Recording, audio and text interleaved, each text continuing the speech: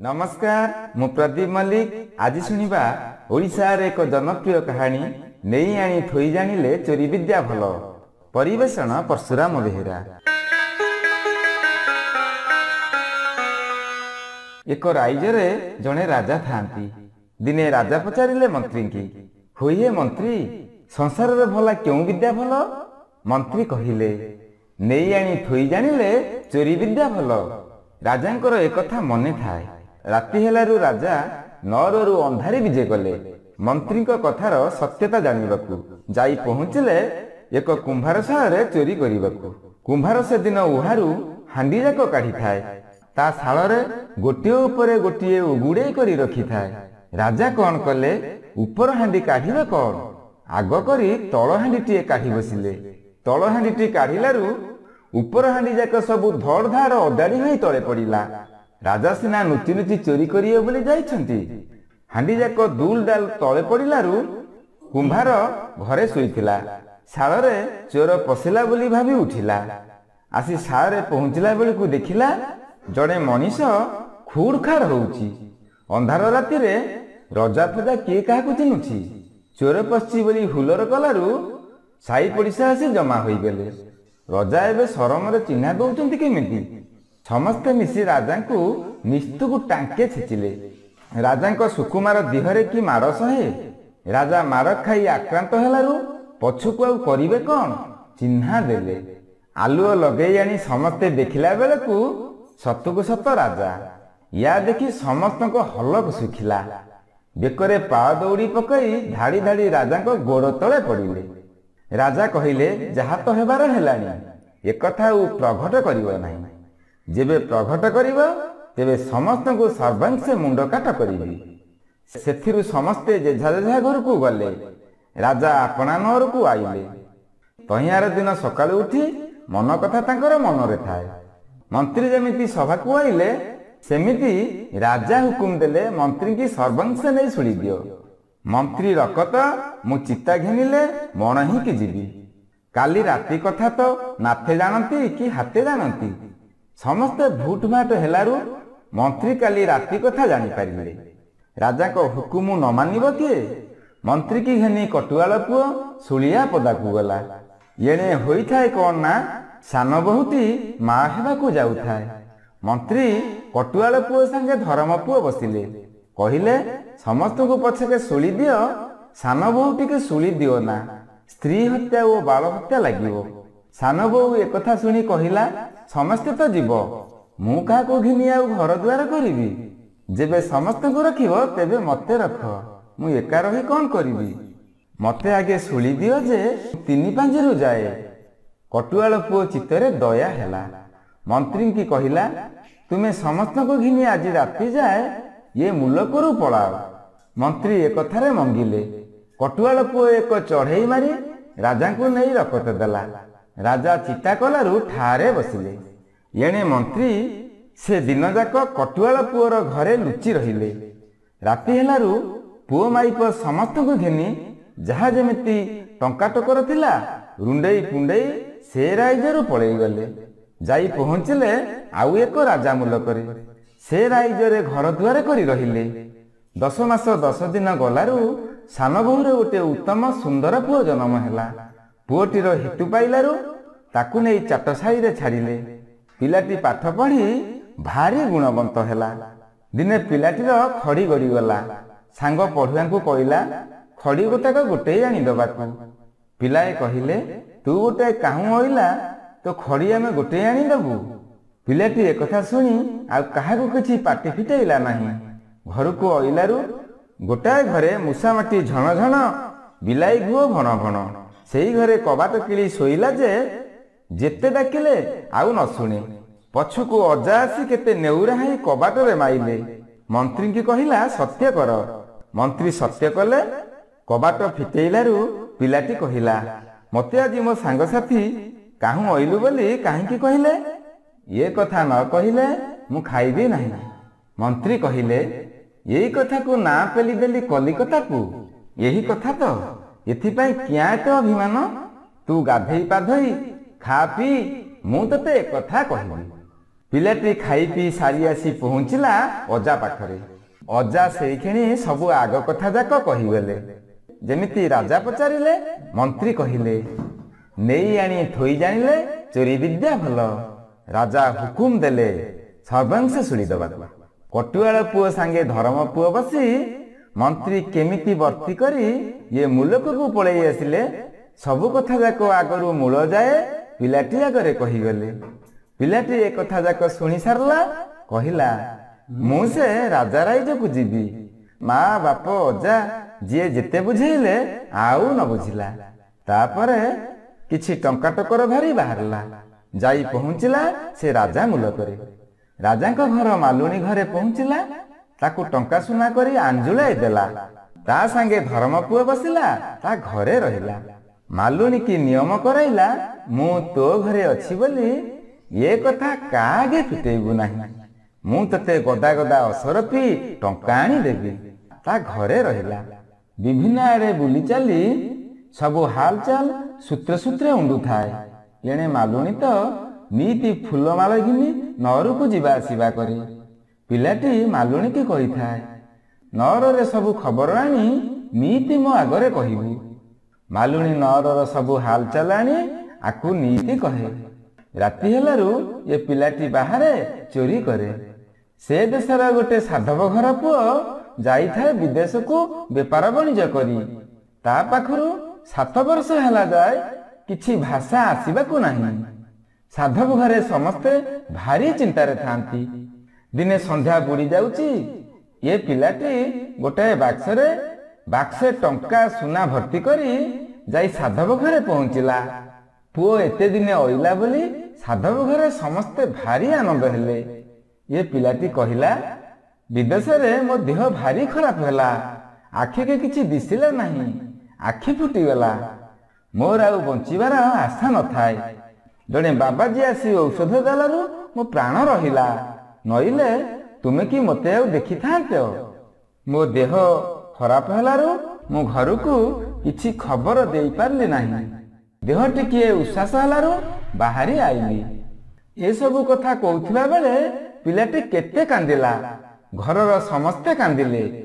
ପିଲାଟି କହିଲା, ମୋ ଆଖି ଆଜି ଯାଏ ପୁରା ଠିକ ହୋଇନାହିଁ। ବାବାଜୀ କହିଛନ୍ତି, ତୋ ଆଖି ଭଲ ନ ହେବା ଯାଏ ତୁ ଦୀପ ଆଲୁଅରେ ବସିବୁ ନାହିଁ। ଦୀପ ଆଲୁଅ ଆଖିରେ ପଡ଼ିଲେ ଆଖି ଫୁଟିଯିବ। ତାପରେ ପିଲାଟି ଯୋଉ ଘରେ ରହିଲା, ସେ ଘରକୁ ଆଉ କେହି ଦୀପ ନେଲେ ନାହିଁ। ଏ ପିଲାଟି ଅନ୍ଧାରରେ ବସିଥାଏ। ସାଧବକୁ ଡକାଇଲେ। ତାକୁ ନିଜ ପୁଅ ବୋଲି ଭାବି ସାଧବ ଏବେ ଭାରି ଖୁସି। ବହୁତ ରାତି ଯାକେ ସାଧବ ଆଉ ଏ ପିଲା ବସି ଦୁଃଖ ସୁଖ ହେଲେ। ପୁଅ ଗଲାରୁ ସାଧବ ଯାହା ଯେମିତି କମେଇଥିଲା, ଯେଉଁଠି ଯାହା ଟଙ୍କା ଟକର ରଖିଛି ସବୁ ଏ ପିଲାଟି ଆଗରେ କହିଲା।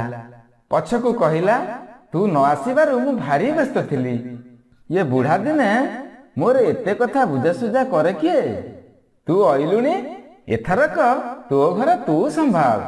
ମୁଁ ମୁଠାଏ ଖାଇ ଖଣ୍ଡେ ପିନ୍ଧି ନିଶ୍ଚିତ ହୋଇ ବସିବି। ଏହା କହି ସେ ପିଲାକୁ ତା ଘରର ସବୁ ଚାବିନେନ୍ଥା ଦେଇଦେଲା। ସାଧବ ଶୋଇବାକୁ ଗଲା। ବେଶୀ ରାତି ହେଲାରୁ ସମସ୍ତେ ଶୋଇପଡ଼ିଲେ। ନିଶା ଗରଜିଲା ବେଳକୁ ଏ ପିଲାଟି ଧୀର ହୋଇ ଉଠି ସବୁ ଘରେ ଯାଇ କାନ ପାତିଲା। ସମସ୍ତେ ଅଚେତ ହେଇ ଘୁଙ୍ଗୁଡ଼ି ମାରି ଶୋଇଲେଣି। ଏ ପିଲାଟି ଆଗରୁ ସୂତ୍ର କରି ମଣିଷ 10-12 ଜଣ ଦାଣ୍ଡରେ ରଖେଇଥାଏ। ଘରେ ସମସ୍ତେ ସୁନସାନ ହେଲାରୁ ଏ ପିଲା ଧୀର କରି ଗନ୍ତା ଘର କୋଲପ ଫିଟେଇଲା। ଚାବିନେଥାକ ତ ତା ପାଖରେ ଥାଏ। ଟଙ୍କା ସିନ୍ଦୁକ ବାକ୍ସ ସବୁ ଫିଟେଇ ସୁନା ରୂପା ଟଙ୍କା ମୋହର ଯେତକ ସାଧବ ଘରେ ଯାହା ଯେଉଁଠି ଥିଲା ସବୁ ଯାକ ବୋହି ନେଇ ଦାଣ୍ଡ ମଣିଷଙ୍କୁ ଦେଲା। ସାଧବ ଘରେ କଳାକନା ବୁଲେଇ ସେ ଚୁପଚାପ ସାଧବ ଘରୁ ବାହାରିଗଲା। ଧନ ଦରବ ସବୁ ଯାକ ନେଇ ମାଲୁଣୀ ପାଖରେ ଜିମା ଦେଲା। ସକାଳୁ ଉଠି ସାଧବ ଦେଖିଲା ବେଳକୁ ପୁଅ ଫୁଅ କେହି ନାହିଁ। ସିନ୍ଧୁକ ବାକ୍ସ ସବୁ ମେଲା ହୋଇ ପଡ଼ିଛି। ଟଙ୍କା ଟକର ସବୁ ଝାଡ଼ଝୁଡ଼। ସେଉଠୁ ଖୋଜାଖୋଜି ଲାଗିଲା। ମୂଲକ ଯାକ ହୁରି ପଡ଼ିଗଲା। ରାଜାଙ୍କ କାନରେ ଏ କଥା ପଡ଼ିଲା। ଏ ଘଟଣାର ଆଉ କିଛି ଠିକଣା ମିଳିଲା ନାହିଁ। ଏମିତି ପିଲାଟି ଆଜି ଏ ଘରୁ କାଲି ତା ଘରୁ ଚୋରି କଲା। ରାଜା ନୀତି ଶୁଣନ୍ତି। ଏଣେ ନଅରରେ ଯାହା ବିଚାର ହୁଏ ମାଲୁଣୀ ସବୁ ଶୁଣି କରି ଯାଇ ପିଲାଟିକୁ କହେ, ପିଲାଟି ବି ସେମିତି ହୁସିଆରରେ ଥାଏ। ରାଇଜ ଯାକ ଡେଙ୍ଗୁରା ଦିଆଗଲା ଯେ ଏ ଚୋରକୁ ଯିଏ ଧରିଦେବ ସେ 100 ସୁନା ମୋହର ପାଇବ। ଯିଏ ଯେଉଁ ସୂତ୍ର କଲେ ଚୋରର କିଛି ଥୟ ମିଳିଲା ନାହିଁ। ଆଜି ଏ କହେ ମୋ ଘରୁ ଚୋରି ହେଲା, କାଲି ସେ କହେ ତା ଘରୁ ଚୋରି ହେଲା। ଯିଏ ଚୋର ଧରିବାକୁ ରାତିରେ ପହରା ଦେବାକୁ ବାହାରେ ସେଇଦିନ ତାରି ଘରୁ ଚୋରି ହୁଏ। ଯିଏ ଯେତେ ଜାଗତିଆର ହେଲେ ଚୋର ଆଉ ଧରା ପଡ଼ିଲା ନାହିଁ। ରାଜାଙ୍କ ଗୁରୁ ଗୋସାଇଁ କହିଲେ ଚୋରକୁ ଧରିବେ ବୋଲି। ଏଣେ ଏ ଟୋକା ମାଲୁଣିଠୁ ଗୁରୁ ଗୋସାଇଁଙ୍କ ଓରୱାର ବୁଝିଲା। ନିତି ସନ୍ଧ୍ୟା ବେଳକୁ ଗୁରୁ ଗୋସାଇଁ ଗୋଟିଏ ପୋଖରୀକୁ ଯାଆନ୍ତି। ଲୁଗାପଟାତକ ପାଲଟି ପୋଖରୀ ପାହାଚରେ ରଖିଦିଅନ୍ତି। ଲଙ୍ଗଳା ହୋଇ ତୁଣ୍ଡ ଯାଏ ପାଣିରେ ପଶି ଗୋଟାଏ ମନ୍ତ୍ର ସାଧନା କରନ୍ତି। ପିଲାଟି ତ ଏ ସୂତ୍ର ଜାଣିଥାଏ। ସେଦିନ ସନ୍ଧ୍ୟାବେଳେ ଗୁରୁ ଗୋସାଇଁ ଲୁଗାପଟା ଥୋଇ ଦେଇ ପାଣିରେ ପଶି ଜପ କରୁଛନ୍ତି। ପିଲାଟି ଚୁପଚାପ ସେଠାକୁ ଗଲା। ପୋଖରୀ ପାହାଚ ଉପରୁ ଗୋସାଇଁଙ୍କ ଲୁଗାପଟତକ ଘିନିଛୁ। ଏଣେ କ'ଣ କଲା, କାଖରେ ପାଞ୍ଜି ଖଣ୍ଡେ ଜାକି ପିନ୍ଧା ଦୋସଡ଼ା ହୋଇଯାଇ ଗୋସାଇଁଙ୍କ ଘରେ ପହଞ୍ଚିଲା ନାହାକ ବେଶରେ। ଗୁରୁ ଗୋସାଇଁଙ୍କ ଭାରିଜା ହାତ ଦେଖି କେତେ କଥା ଫଳେଇ କରି କହିଲାରୁ ନାହାକ କଥାରେ ତାଙ୍କର ଭାରି ବିଶ୍ୱାସ ହେଲା। ପଛକୁ ଆଗତ କଥା ପଚାରିଲାରୁ କହିଲା, ତୁମକୁ ଆଜି ରାତିରେ ଗୋଟିଏ ଭାରି କଷ୍ଟ ଅଛି। ଆଜି ରାତି ଦିପହର ଗଡ଼ିଗଲାରୁ ତୁମ ବାଡ଼ି ଦୁଆରେ ବାଳ ମୁକୁଳା କରି ଲଙ୍ଗଳା ହେଇ ମଶାଣି ଚଣ୍ଡିଆ ଆସି ପହଞ୍ଚି କରି ବାଡ଼ି କବାଟରେ ଠକ୍ ଠକ୍ କରିବ। ଗୋସାଇଁଙ୍କ ପାଟି ଭଳିଆ ପାଟି କରିବ। କହିବ ମୁଁ ଗୁରୁ ଗୋସାଇଁ। ତାଙ୍କୁ କବାଟ ଫିଟେଇ ଦେଲେ ସେ ତୁମ ବଂଶଯାଙ୍କ ଖାଇକି ପଦା କରିବ। ତୁମେ ଗୋଟିଏ କଥା କରିବ, ଆଜି ତ ଗୋସାଇଁ ଯିବେ ଚୋର ଜଗି, ତୁମେ ପାଣି ହାଣ୍ଡିଏ ଚୁଲିରେ ବସେଇଥିବ। ସେ ପାଣି ଟକଟକ ହେଇ ଫୁଟୁଥିବ। ଗୋଟା କେତେ ବୋଲୁଆ ଆଣି ରଖିଥିବ। ଯେମିତି ମଡ଼ା ଚଣ୍ଡିଆ ଆସି ତୁନି ତୁନି କରି କବାଟରେ ହାତ ମାରିବ, ତୁମେ ଫାଟ ବାଟେ ଚାହିଁବ, ମୋ କଥା ସତେ କି ମିଛ ବୁଝିବ। ତୁମେ ଭୁସ୍ କିନା କବାଟ ଫିଟେଇ ଦେଇ ଉଷୁମ ପାଣି ହାଣ୍ଡିକ ତା ଉପରକୁ ଫୋପାଡ଼ି ତାକୁ ବୋଲୁଅ ଲଦିବ। ଏମିତି କଲେ ସେ ପଳେଇଯିବ, ନଇଲେ ବଂଶଯାଙ୍କ ଖାଇ ସଫା କରିବ। ଗୋସାଇଁଙ୍କ ଭାରିଜା ନାହାକ ଯାହା କହିଥିବା କଥା କଲେ। ପାଣି ହାଣ୍ଡିକ ନିଆଁ ଉପରେ ଫୁଟୁଥାଏ। ଏଣେ କ'ଣ ହେଲା, ଗୁରୁ ଗୋସାଇଁ ଜପ ସାରି କରି ପାଣିରୁ ଉଠିଲା ବେଳକୁ ଦେଖନ୍ତି ପାହାଚ ଉପରେ ଲୁଗା ନାହିଁ। ଶରମ କଥା, ଲଙ୍ଗଳାଟା ହେଇ ଯିବେ ଏବେ କୁଆଡ଼େ? ବାଳ ଓଦା ମୁକୁଳା ହୋଇଛି, ଏଣେ ପୁଣି ଲଙ୍ଗଳା। କ'ଣ କରିବେ? ଲୁଚି ଲୁଚିକା ବାଡ଼ିପାଟେ ପଡ଼ି ଆପଣା ଘର ବାଡ଼ି ଦୁଆରେ ଯାଇ ପହଞ୍ଚିଲେ। କବାଟରେ ଠକ୍ ଠକ୍ କଲେ। ଗୋସାଇଁଙ୍କ ଭାରିଜା କବାଟ ଜଳା ବାଟେ ଚାହିଁଲା ବେଳକୁ ସତକୁ ସତ ନାହାକ ଯାହା କହି ଯାଇଥିଲା ସେଇଆ। ଭାରିଜା ଭୁସ୍ କିନା କବାଟ ଫିଟେଇ ଦେଇ ଫୁଟିଲା ପାଣି ହାଣ୍ଡିକ ଗୋସାଇଁଙ୍କ ଉପରେ ଅଜାଡ଼ି ପକାଇ କରି ବୋଲୁଅ ଉପରେ ବୋଲୁଅ ଲଦି ପକାଇଲେ। ଗୋସାଇଁ ତ ଏକାତାନକେ ମୂର୍ଚ୍ଛା ଗଲେ। ଦୀପ ଲଗାଇ ଦେଖିଲା ବେଳକୁ ନିଜ ସ୍ୱାମୀ ଗୋସାଇଁଙ୍କର ଏ ଅବସ୍ଥା। ଦେହ ଯାକ କଅଁଳିଆ କଦଳୀ ପତର ଭଳି ସିଜି ଗୋଟାଏ ଛାଲ ଉତୁରି ଗଲାଣି। ଏଣେ ପୁଣି ତା ଉପରେ ବୋଲୁଅ ଟେକା ମାଡ଼। ଘରେ କାନ୍ଦ ବୋବାଳି ପଡ଼ିଗଲା। ଗୋସାଇଁଙ୍କ କାନ ନାକ ଫୁଙ୍କି ପାଣି ଢୋକେଇ ଗୋସାଇଁଙ୍କୁ ସାଷ୍ଟାମ କଲେ। ଗୋସାଇଁଙ୍କ ଚେତା ହେଲାରୁ ଗୋସାଇଁ ସବୁ କଥା କହିଲେ। ସମସ୍ତେ ଜାଣିଲେ ଏସବୁ ଚୋରର ହୁନ୍ଦର। ତହିଁଆର ଦିନ ସକାଳୁ ରାଜା ଉଠି ଚୋରକୁ ଦେଖିବେ କ'ଣ? ଦେଖିଲା ବେଳକୁ ଗୁରୁ ଗୋସାଇଁଙ୍କର ଏ ଅବସ୍ଥା। ଦିନକୁ ଦିନ କଥା ତ ଭାରି ବିଷମ ହେଲା। ଏ ଚୋର ତ ଆଉ ଏଣିକି ମୁଲକ ଥୟ କରିଦେବ ନାହିଁ। କରିବା କ'ଣ ଏବେ? ରାଜାଙ୍କୁ ଭାରି ଭାଏନି ପଡ଼ିଲା। ଶେଷକୁ ରାଜା ହୁକୁମ ଦେଲେ, ଆଜି ମନ୍ତ୍ରୀ ଧରିବେ ଚୋର। ମନ୍ତ୍ରୀ କ'ଣ କଲେ ନା, ଏକ ହରିକାଠ ତିଆରି କଲେ। ରାତି ଯାକ ନଅରର ଚାରିପାଖରେ ଠିଆ ହୋଇ ପହରା ଦେଲେ। ଏ ପିଲାଟି ମାଲୁଣୀକୁ ଦିନରୁ ସଲା କରିଥାଏ। ମାଲୁଣୀ ନଅରକୁ ଗଲାବେଳେ ନଅର ବାଡ଼ି ଦୁଆର ଗଳିବାଟର ଶିକୁଳୁଟି ମେଲା କରି ରଖି ଆସିଥାଏ। ଏ ପିଲାଟି ରାତିରେ ସେଇ ବାଟେ ନଅରରେ ପଶିଲା। ଦେହରେ ସୁନା ରୂପା ଅଳଙ୍କାର ଭରିଲା। ଖଣ୍ଡେ ପାଟ ଶାଢ଼ୀ ପିନ୍ଧି ସ୍ତ୍ରୀ ବେଶ ହେଲା। ଢାଳଟିଏ ଧରି ନଅର କବାଟ ଫିଟେଇ ବାହାରିଲା ବେଳକୁ ମନ୍ତ୍ରୀ ତ ପଦାରେ ବୁଲୁଥିଲେ। କହିଲେ, ତୁମେ ଏତେ ରାତିରେ କିଏ? ପିଲାଟି ତ ମାଇପି ବେଶ ଧରିଛି, କହିଲା ମୁଁ ଜେମା ଦେଇ। ଭାରି ପୋଖରୀ ପାଣି ମାରିଲାରୁ ତରସ ହେଲା ନାହିଁ। ପୋଇଲି ପରିବାରି କାହାକୁ ନ ଉଠେଇ ବାହାରି ଓଇଲି। ମତେ ଡର ମାରୁଛି, ଟିକିଏ ଠିଆ ହୁଅନ୍ତ, ମୁଁ ବାରିକି ବସନ୍ତି। ମତେ ନଅରକୁ ଛାଡ଼ି ଦେଇ ତୁମେ ତୁମ ପହରେ ରହିବ। ମନ୍ତ୍ରୀ ଗଲେ ସାଙ୍ଗରେ ଜଗିବ। ଏ ପିଲାଟି ତ ଖଣ୍ଡେ ଦୂର ଯାଇ ମିଛରେ ଗୋଟାଏ ବୁଦା ପାଖରେ ବସିଗଲା। ପାଣି ସାରି ଉଠି ଆଇଲା। ମନ୍ତ୍ରୀ କି ପଚାରିଲା, ତୁମେ କିଆଁ ଏତେ ରାତିରେ ଏଠି ପହରା ଦଉଛ? ମନ୍ତ୍ରୀ କହିଲେ, ଚୋର ଧରିବି ବୋଲି ପହରା ଦଉଛି। ଚୋରକୁ ଧଇଲେ ଇଏ ହରି କାଠରେ ପକେଇବି। କାଲି ସକାଳୁ ରାଜାଙ୍କ ଛାମୁରେ ପହଞ୍ଚେଇବି। ଜେମା ପଚାରିଲେ, ଏ ହରି କାଠରେ ଚୋର କେମିତି ପଶିବ? ମନ୍ତ୍ରୀ କହିଲେ, ତା ଗୋଡ଼ ହାତ ଏଥିରେ ଭରିତି କରି ଖିଲ ବାଡ଼େଇ ଦେଲେ ରହିବ। ଜେମା କହିଲେ, ମୁଁ ଗୋଡ଼ ହାତ ଆ ଭିତରେ ଦଉଛି, କେମିତି ଖିଲ ବାଡ଼ନ୍ତି ଟିକେ ବାଡ଼େଇ ଦିଅ, ମୁଁ ଦେଖେ। ମନ୍ତ୍ରୀ ଜିଭ କାମୁଡ଼ି ପକେଇ କହିଲେ, ତୁମେ ରାଜାଙ୍କ ଜେମା ଦେଇ, ମୁଁ ତୁମ ଗୋଡ଼ ହାତ ପୂରେଇ ଖିଲ ମାରିଦେବି? ରାଜା ଶୁଣିଲେ ଆଉ ମୋ ମୁଣ୍ଡ ରଖିବେ? ଯେବେ ଦେଖିବାକୁ ମନ ହେଉଛି ତେବେ ଏ ହରି କାଠରେ ମୁଁ ମୋ ଗୋଡ଼ ହାତ ଭର୍ତ୍ତି କରୁଛି, ତୁମେ ଖିଲ ବାଡ଼େଇ ଦିଅ। କେମିତି ହରି କାଠରେ ଚୋର ପଡ଼ନ୍ତି ଦେଖି ସାରିଲା ପରେ ଖିଲ ହୁଗୁଳେଇ ଦବ, ମୁଁ ବାହାରି ଆସିବି। ଏହା କହି ମନ୍ତ୍ରୀ ଯେମିତି ହରି କାଠରେ ଗୋଡ଼ ହାତ ପୂରେଇଲେ, ଜେମା ଦେଇ ସେ କଣାରେ କିଳାଟି ମାନ ଦେଇ ଆଚ୍ଛା କରି ଦି ପାହାର ବାଡ଼େଇ ଦେଲେ। ବାଡ଼େଇ ଦେଇ ଦାଣ୍ଡେ ଦାଣ୍ଡେ ଛୁ। ମନ୍ତ୍ରୀ ପଡ଼ିଛନ୍ତି ଏବେ ହରି କାଠରେ। ସକାଳୁ ଉଠି ସମସ୍ତେ ଦେଖିଲା ବେଳକୁ ମନ୍ତ୍ରୀ ନିଜେ ପଡ଼ିଛନ୍ତି ହରି କାଠରେ। ବୁଝୁ ବୁଝୁ ଜେମା ରାତିରେ ଆଦୌ ଉଠି ନାହାନ୍ତି। ମନ୍ତ୍ରୀ ଆଉ ସରମରେ ମୁହଁ ଟେକି ପାରିଲେ ନାହିଁ। ଚୋରର ପୁଣି ଏଡ଼େ ସାହସ, ନଅର ଭିତରେ ପଶି ଏତେ ହୁନ୍ଦର କରିଗଲା। ନିଜେ ମନ୍ତ୍ରୀ ତ ସମ୍ଭାଳ ପଡ଼ିଲେ ନାହିଁ। କଣ ହବ? ଏଥିରୁ କାହାର କିଛି ବୁଦ୍ଧି ସ୍ଫୁରିଲା ନାହିଁ। କାହା ମୁଣ୍ଡକୁ କିଛି ଢୁକିଲା ନାହିଁ। ତହିଁଆର ଦିନ ରାଜା କହିଲେ, ଆଚ୍ଛା, ଆଜି ରାତିରେ ଆମେ ନିଜେ ଚୋର ଧରିବା। ଇଏ ଟୋକା ମାଲିଉଠୁ ଏ କଥାର ସୋରସାର ବୁଝିଲା। ନିଶବଦ ରାତି ହେଲାରୁ ରାଜା ଚାରି ହତିଆର ବାନ୍ଧି ଘୋଡ଼ାରେ ଚଢ଼ି ବାହାରିଲେ ଚୋର ଧରିବେ ବୋଲି। ଏ ପିଲାଟି କଣ କରିଥାଏ? ଏକ ଚିରା ଲୁଗା ପିନ୍ଧି ଏକ ତିଛକି ବାଟରେ ବୁଢ଼ୀ ବେଶରେ ବସି ଗୋଟାଏ ଚକି ପକେଇ ମାଣ୍ଡିଆ ପେଶୁଥାଏ। ଗୁଣୁ ଗୁଣୁ ହେଇ ରାତି ଅନିନ୍ଦ୍ରା ହେଲା ଭଳିଆ ଗୀତ ବୋଲୁଥାଏ। ରାଜା ଘୋଡ଼ାରେ ଚଢ଼ି ଆସି ପହଞ୍ଚିଲେ ସେଠାରେ। ରାଜା ପଚାରିଲେ, ତୁ ଏତେ ରାତିରେ ଏଠି କଣ କରୁଛୁ?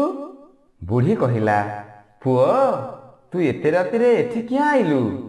ଏଠି ତ ଭାରି ଚୋରଗୋଳ ଲାଗିଛି। ଏଇ ତ ଅଳ୍ପ ସମୟ ତଳେ ଏ ବାଟେ 8ଟା କି 10ଟା ଘୋଡ଼ାରେ ଚଢ଼ି ପଞ୍ଝାଏ ମରଦ ଚାରି ହତିଆର ବାନ୍ଧି କରି ନଅର ଆଡ଼କୁ ଗଲେ। କହିଲେ, ଆମେ ଯାଉଛୁ ନଅରରେ ଚୋରି କରିବୁ ବୋଲି।